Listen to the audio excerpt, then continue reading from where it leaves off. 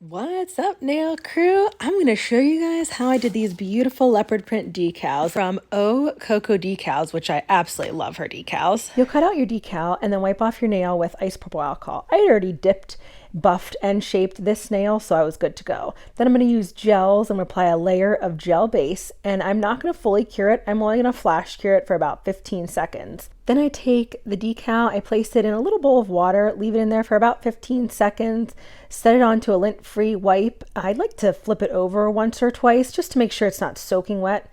Then I gently lay it on my stamper, pull the backing off, use the stamper to show me exactly where I'm going to place it, and I squish it right on down.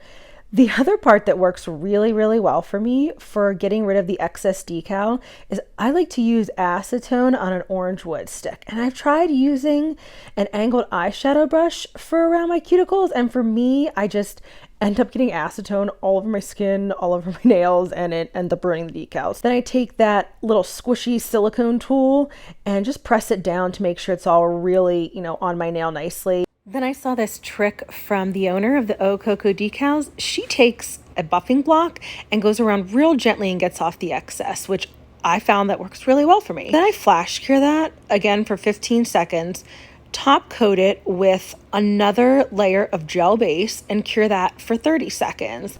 After I cure my base, I gently go around the sides of my nail with the 180 side of the file. I clean up any mess on the sides of my cuticles with isopropyl alcohol. I'll go in with a layer of top coat over my entire nail, making sure I cap the edges, and then cure that fully for 60 seconds. And here you have it, my finished mani. So if anyone has any questions, drop them below. And as always, thanks, nail crew.